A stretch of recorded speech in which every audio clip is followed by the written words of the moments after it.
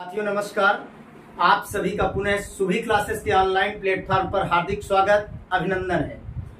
आपको सेल कोशिका के 3 पार्ट उपलब्ध हो चुके हैं, जिसमें फर्स्ट वाले पार्ट में इंट्रोडक्शन, दूसरे वाले में कोशिका के प्रमुख संगठक जिसमें कोशिका झिल्ली, जीव द्रव्य और भित्ति के बारे में बताया था, और थर्ड पार्ट में 2 प्रमुख कोशिकांगों के बारे में अपनी चर्चा हुई, जिसमें माइटोकॉन्ड्रिया यानी सूत्रकणिका और क्लोरोप्लास्ट यानी हरित लवक, वर्णी लवक और अवर्णी लवक के बारे में जानकारी दी। आज हम कुछ कोशिका के अन्य कोशिकांगों के बारे में जानकारी प्राप्त करेंगे, जिसमें सबसे पहला कोशिकांग होगा दोस्तों अंतःप्रद्रव्य जालिका यानी ईआर, एंडोप्लाज्मिक रेटिकुलम के बारे में आज जानकारी प्राप्त करने वाले हैं। तो सबसे पहला है अंतःप्रद्रव्य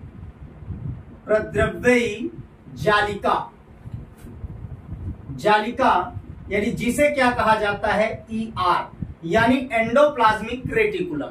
किसी अगर कोशिका की बात करें तो जो एंडोप्लाज्मिक रेटिकुलम है या अंतःप्रद्रव्य जालिका है, मींस ये 2 प्रकार की पाई जाती हैं, एक रफ और दूसरी सॉफ्ट यानी खुरदुरी और चिकनी। तो सबसे पहले मैं बात करता हूं कि जो अंतःप्रद्रव्य जालिका कोशिका में पाया जाने वाला कोशिकांग होता है दोस्तों, इसकी खोज किस वैज्ञानिक ने की? तो इसकी खोज सबसे पहले करने वाले वैज्ञानिक हैं पोर्टर नामक वैज्ञानिक ने सबसे पहले इसकी खोज की थी और इसके बारे में बताया था। और ये अंतःप्रद्रव्य जालिका 2 प्रकार की होती हैं। कितने प्रकार की? 2 प्रकार की होती हैं। जैसा कि पहला प्रकार आपका होगा खुरदुरी। कौन सी होगी? खुरदुरी।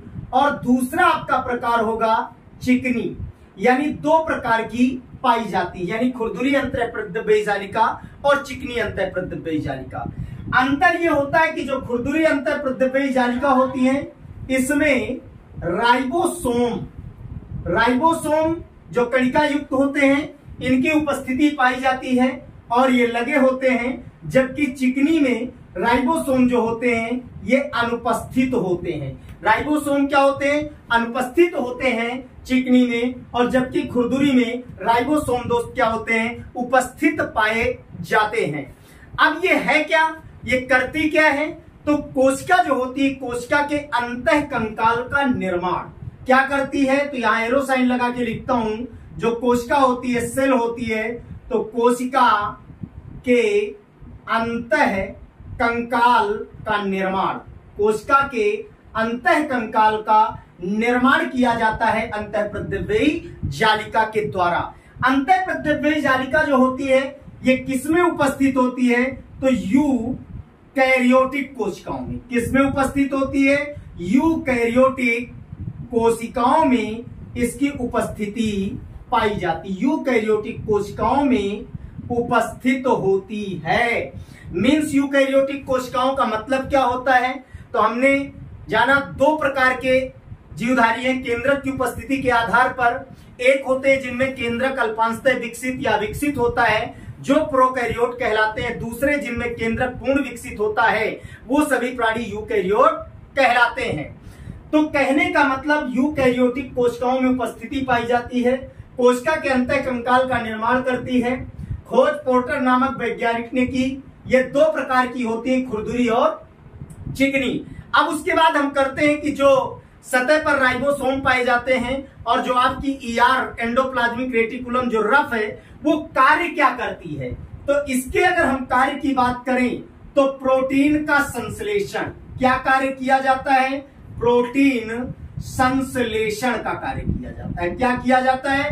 प्रोटीन संश्लेषण का कार्य किया जाता है। जबकि चिकनी वाली की बात करें तो वसा प्लस लिपिड का संश्लेषण किया जाता है। वसा प्लस लिपिड संश्लेषण का कार्य किया जाता है दोस्तों। किसका?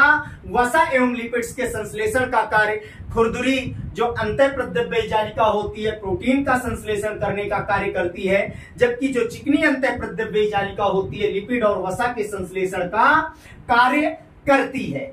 अब यहां पर खुरदुरी मैंने बताया कि राइबोसोम उपस्थित पाए जाते हैं, चिकनी में राइबोसोम अनुपस्थित होते हैं। पोर्टर नामक वैज्ञानिक ने इसकी खोज की।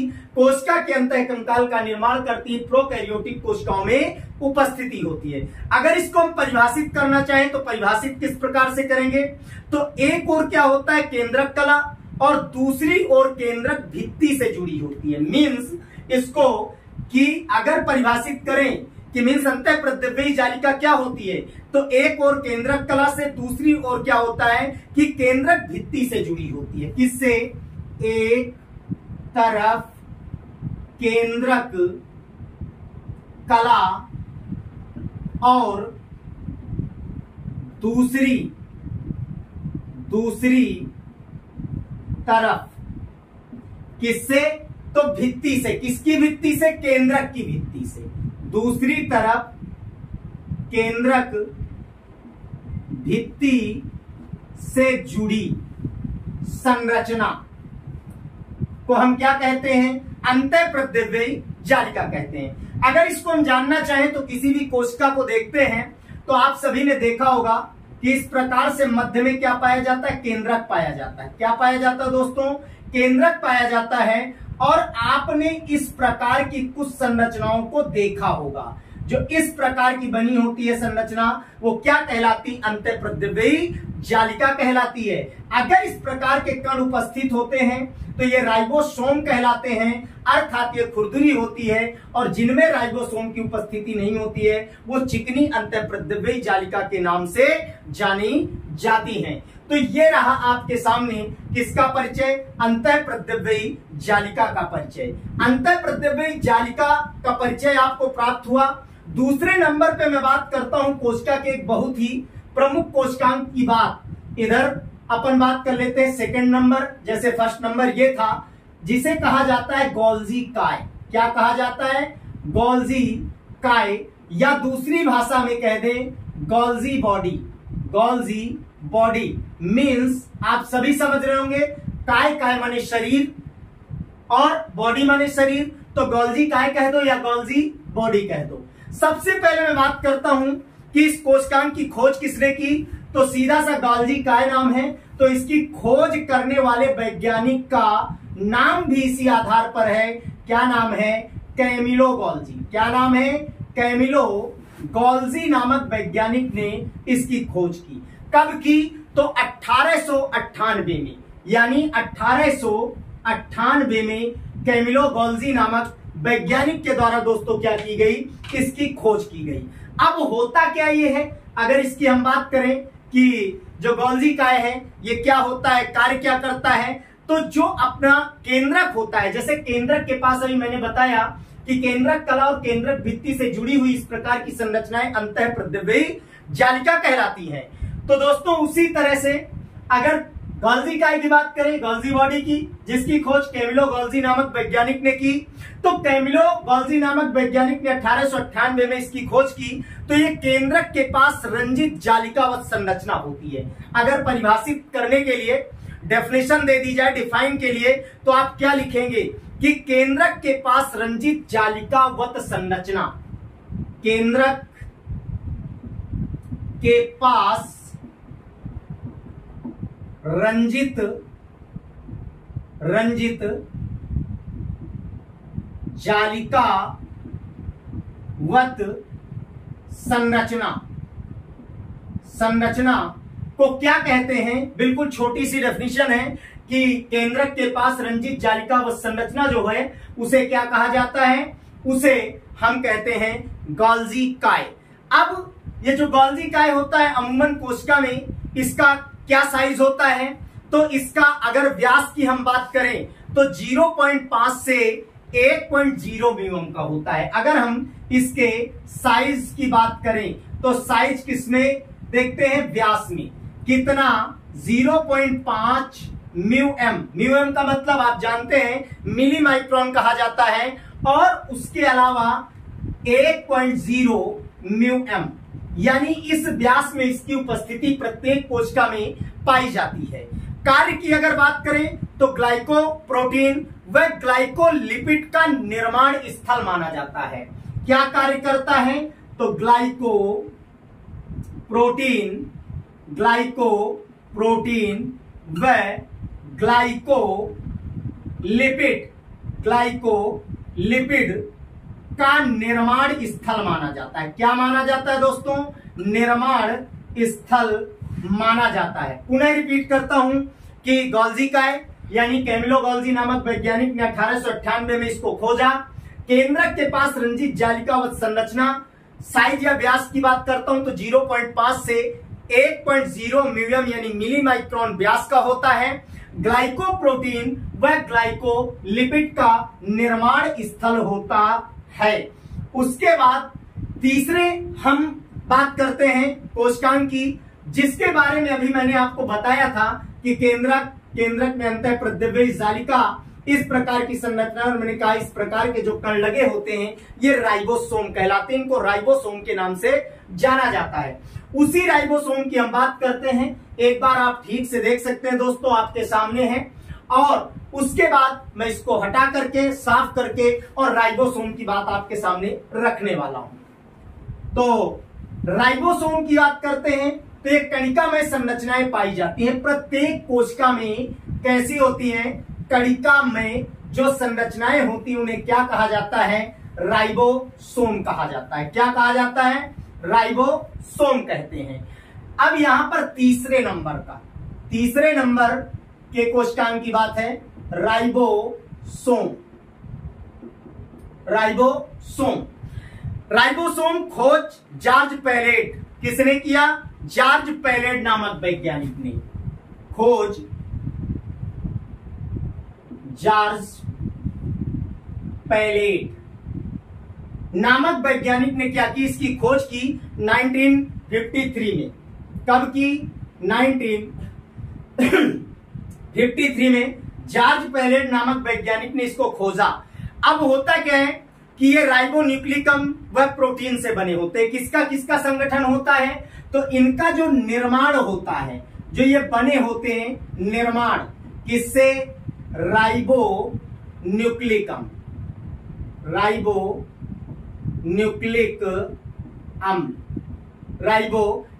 अम्ल किससे? प्रोटीन से बने होते हैं। उसके अलावा ये दो प्रकार के पाए जाते हैं। कितने प्रकार के पाए जाते हैं? दो प्रकार के। राइबोसोम खोज करता जॉर्ज पैलेट कब? 1953 में। निर्माण किससे होता है? तो राइबोन्यूक्लिकम प्लस उसके अलावा किससे होता है दोस्तों? प्रोटीन से। इनका क्या होता है? निर्माण होता है। अभी कितने प्रकार के होते हैं? तो दो प्रकार के। कितने प्रकार के? दो प्रकार के। कौन कौन से? तो पहला आपका कौन सा है? तो 70S। दूसरा आपका कौन सा है? 80S प्रकार के। ये दोनों प्रकार जो हैं किस आधार पर हैं? अवसादन गुणांक। किसके? अवसादन गुणांक के आधार पर ये दो प्रकार पाए जाते हैं। जो 70 प्रकार का राइबोसोम होता है, ये वाला, ये किसमें पाया जाता है? प्रोकैरियोटिक कोशिकाओं में। किसमें? प्रोकैरियोटिक में। जबकि 80S किसमें पाया जाता है? यूकैरियोटिक में। किसमें पाया जाता है? यूकैरियोटिक में। अभी मैंने आपको जस्ट बताया कि प्रोकैरियोटिक, यूकैरियोटिक। अगर यूं कह दें कि ये आकार में क्या होते हैं? छोटे। ये आकार में क्या होते हैं दोस्तों? बड़े पाए जाते हैं। क्या होता है? आकार में जो 70 प्रकार का होता है वो छोटा होता है, जो 80S प्रकार का होता है वो बड़ा होता है। और ये अवसादन गुणांक के आधार पर है। यूकैरियोटिक कोशिकाओं में बड़े आकार के यानी 80S प्रकार के और 70S प्रकार के जो प्रोकैरियोटिक कोशिकाओं में यानी छोटे पाए जाते हैं। बने किसके होते हैं राइबोसोम? तो राइबोन्यूक्लिकम प्लस प्रोटीन के बने होते हैं। जॉर्ज पैलेट नामक वैज्ञानिक ने 1953 में खोजा राइबोसोम। राइबोसोम के बाद अगले कोशिकांग की अगर मैं बात करता हूं, आपके समक्ष रखता हूं, तो तारक काय या तारक केंद्र। चौथे नंबर की बात करता हूं, तारक काय, या इसी को मैं कह दूं तारक केंद्र। तारक काय या तारक केंद्र। सीधी सी बात है, पादप कोशिकाओं में इसकी उपस्थिति नहीं पाई जाती है, जंतु कोशिकाओं में पाई जाती है। सबसे मुख्य बात यह है। और उसके अलावा ये होते कैसे हैं? तो सीधा लिखा गया है गाड़ी के पहिए के समान गोल पाए जाते हैं, या यूं कह दूं कि दो बेलनाकार संरचनाओं से मिलकर बना होता है। जैसे एक संरचना मैं यूं बना लूं, ये केंद्र बिंदु दिखा दूं, और इस प्रकार से मैं ऐसे कुछ संरचना अगर बना दूं तो इस प्रकार की कुछ क्या होती है, संरचना पाई जाती है। तारक काय या तारक केंद्र कहलाता है। दो बेलनाकार संरचनाओं से मिलकर के बना होता है, या यूं कह दूं खोखले पाइप के समान ऐसे संरचनाएं पाई जाती हैं। अगर इसको देखा जाए तो कुछ इस प्रकार की संरचनाओं में यह दिखाई देता है। कहां पाया जाता है, तो मैंने कहा जंतु कोशिका में इसकी उपस्थिति पाई जाती है, पादप कोशिका में नहीं पाई जाती है। अब उसके अलावा क्या बताया, तो दो बेलनाकार संरचनाओं से मिलकर क्या होता है, बना होता है। दो बेलनाकार संरचनाओं से निर्मित, दो बेलनाकार संरचनाओं से निर्मित, पहली बात। दूसरी बात कह रहा है कि पक्षमाप व कशाभिका का आधारकीय बनाता है। पक्षमाप क्या होते हैं, जैसे एक शब्द आया पक्षमाप, दूसरा शब्द आया कशाभिका। तो ये बायोलॉजी में जर्नल जब हम पढ़ते हैं कुछ जीवधारियों के बारे में, पक्षमाप को क्या बोला जाता है, कशाभिका को क्या बोला जाता है, यानी युगलिना जैसे प्राणियों में कशाभिकाएं पाई जाती हैं। अगर ऐसे इस प्रकार से कभी देखा हो, इस प्रकार से ये जो टैर के समान, पूंछ के समान संरचना निकली है, इसे कशाभिका और इंग्लिश में फ्लैजिलेटा बोला जाता है, फ्लैजिलेट होते हैं। इन्हें क्या पक्षमाप यानी सीलिया बोला जाता है। जैसे अगर आपने कभी देखा हो पैरामीशियम में इस प्रकार की संरचनाएं पाई जाती हैं जो प्रजनन अंग में सहायक होते हैं। एक खास बात और है कि युगलिना एक ऐसा आधारीय जंतु है जिसमें क्लोरोफिल पाया जाता है, प्रकाश संश्लेषण की क्रिया करता, अपने लिए भोजन बनाता है, और जब प्रकाश नहीं मिलता है तो सूक्ष्म प्रकार के छोटे जीवधारियों का शिकार भी कर लेता है, अर्थात स्वपोषी एवं परपोषी के मध्य की कड़ी भी कहलाता है। लेकिन मैंने एक बात कही कि तारक काय तारक केंद्र, मैंने कहा मुख्य जंतु कोशिका में पाया जाता है, पादप कोशिका में नहीं पाया जाता। दो बेलनाकार संरचनाओं से मिलकर के बना होता है, या मैं कह दूं गाड़ी के पहिए के समान दिखाई देने वाली संरचना जो जंतु कोशिका में पाई जाती है दोस्तों, वो क्या कहलाती है, तारक काय या तारक केंद्र कहलाती है। केवल जंतु कोशिका में कार्य क्या करता है, विभाजन के बाद तर्क उपकरण का निर्माण। अगर मैं यहां लिख दूं क्या कार्य है मुख्य, तो विभाजन जब होता है, विभाजन के बाद तर्क उपकरण का निर्माण। तर्क उपकरण का क्या करता है, निर्माण करता है। अभी आगे विभाजन हम पढ़ेंगे, means mitosis and meiosis. Division में समसूत्री अर्धसूत्री विभाजन के बारे में हम अध्ययन करेंगे, जानेंगे। लेकिन उसके बाद आप देख पा रहे हैं, पुनः रिपीट कर देता हूं, तारक काय तारक केंद्र केवल जंतु कोशिका में दोस्तों पहिए के समान संरचना या दो बेलनाकार संरचनाओं से मिलकर बना होता है। पक्षमाप कशाभिका जो होती हैं, मीन्स आधारकीय भाग इनका बनाता है। विभाजन के बाद तर्क उपकरण का निर्माण करता है। अब आगे के चलते हैं, कुछ कोशिकांग हैं जो दिए गए हैं, उनका अध्ययन करते हैं। अगले क्रम में हम जो बात करने वाले हैं, तो अभी हमने राइबोसोम की बात की, राइबोसोम के अलावा किसकी बात की, तारक काय या तारक केंद्र की हमने बात की। उसके बाद हम बात करने वाले हैं लयन काय, किसकी, यानी लयन काय। लयन काय यानी मैं कह दूं दूसरी भाषा में लाइसोसोम। सभी लोग इससे परिचित हैं, छोटी क्लासों में भी इसके बारे में एक खास बात आती है कि जो लयन काय या लाइसोसोम होता है, ये क्या होता है, तो इसे कोशिका की आत्मघाती थैली के नाम से जाना जाता है। कोशिका की आत्मघाती थैली के नाम से जाना जाता है। क्या कहा जाता है इसे दोस्तों, कोशिका की आत्मघाती थैली। क्या कहा जाता है, कोशिका की आत्मघाती थैली। क्यों कहा जाता है, क्योंकि अगर इसको परिभाषित करते हैं दोस्तों, तो इसको परिभाषित करने में क्या कहेंगे, इसमें उपस्थित पाचक एंजाइमों के कारण लयन काय कहते हैं। क्या मीन्स इसमें उपस्थित पाचक एंजाइमों के कारण क्या कहा जाता है? इसे लयनकाय। क्या कहा जाता है? लयनकाय कहते हैं। क्या कहते हैं? लयनकाय या लाइसोसोम कहते हैं। और कोशिका की आत्मघाती के थैली के नाम से जाना जाता है। इसमें जो एंजाइम होते हैं बहुत शक्तिशाली होते हैं और वो पाचक एंजाइमों की उपस्थिति के कारण इसे लयनकाय कहते हैं। इसका निर्माण कैसे होता है? अब बात करते हैं कि जो लयनकाय है इसका निर्माण कैसे होता है, इसके निर्माण की प्रक्रिया क्या है। तो गोल्जी काय की पुटिकाओं के मुकुलन से। किससे निर्मित होता है? तो जो गोल्जी काय है, अभी गोल्जी उपकरण हमने पढ़ा, सॉरी गोल्जी बॉडी पढ़ा, तो गोल्जी काय की पुटिकाओं की मुकुलन से। किससे? पुटिकाओं के मुकुलन से। मुकुलन से। अब मुकुलन जो विषय आया है, मुकुलन आपने पढ़ा होगा, जैसे हाइड्रा में मुकुलन होता है, ईस्ट में मुकुलन होता है और अपने समान असंख्य जीवधारी का निर्माण करते हैं। तो यहां भी मुकुलन का मतलब इसी प्रकार से होता है कि मीन्स डेवलपमेंट होना और नवीन चीज का निर्माण होना। तो गोल्जी काय की पुटिकाओं के मुकुलन से क्या होता है कि मीन्स लाइसोसोम का क्या होता है? निर्माण होता है। अब होता क्या है, इसमें पाए जाने वाले अपघटनीय एंजाइम जो होते हैं या जल अपघटनीय एंजाइम होते हैं, उनके कारण, ध्यान देना, उनके कारण ऐसा होता है। क्योंकि मैंने कहा कि लयनकाय लाइसोसोम कोशिका की आत्मघाती थैली, इसमें उपस्थित पाचक एंजाइमों के कारण इसे लयनकाय कहा जाता है। निर्माण गोल्जी काय की पुटिकाओं के मुकुलन से और इसमें जल अपघटनीय एंजाइम पाए जाते हैं। उसके अलावा कार्बोहाइड्रेट, प्रोटीन, लिपिड, न्यूक्लिक अम्ल के पाचन में सक्षम होता है। किसके किसके पाचन में? तो कार्बोहाइड्रेट। किसके? कार्बोहाइड्रेट प्लस उसके अलावा प्रोटीन प्लस उसके अलावा न्यूक्लिक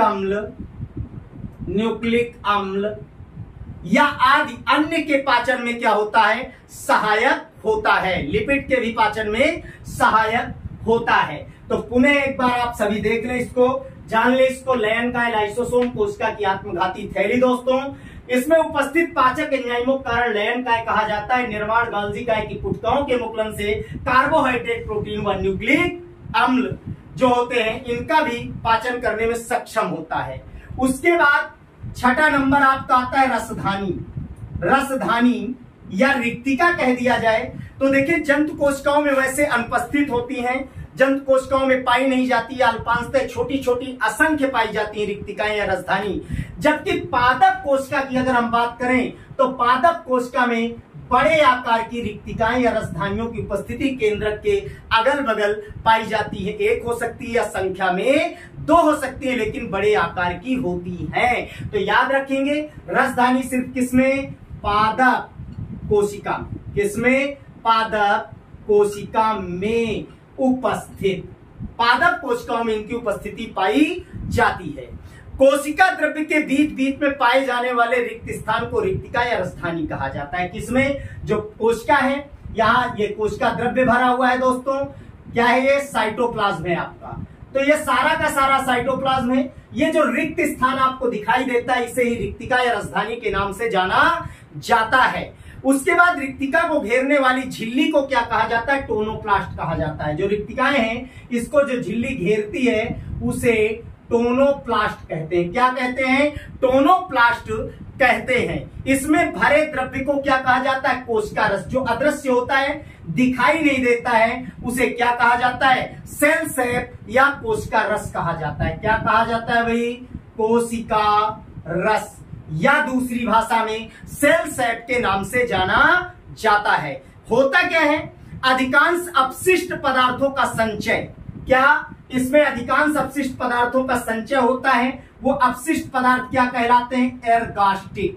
सभी लोग ध्यान दें, जो अपशिष्ट पदार्थों का संचय होता है वो क्या कहलाते हैं? एरगास्टिक कहलाते हैं। फिर ध्यान दें कि मैं बता रहा हूं रिक्तिका, रसधानी, जो किसी कोशिका के अंदर कोशिका द्रव्य के मध्य बीच बीच में रिक्त स्थान दिखाई देते हैं उन्हें रिक्तिका या रसधानी कहते हैं। रसधानी को जो आवरण घेरता है उसे टोनोप्लास्ट कहा जाता है और इसमें कोशिका रस या सेल सैप दोस्तों पाया जाता है। उसके अलावा अपशिष्ट पदार्थों का संग्रह, और वो अपशिष्ट पदार्थ कौन से होते हैं, जिसे एरगास्टिक पदार्थ कहा जाता है। क्या कहा जाता है?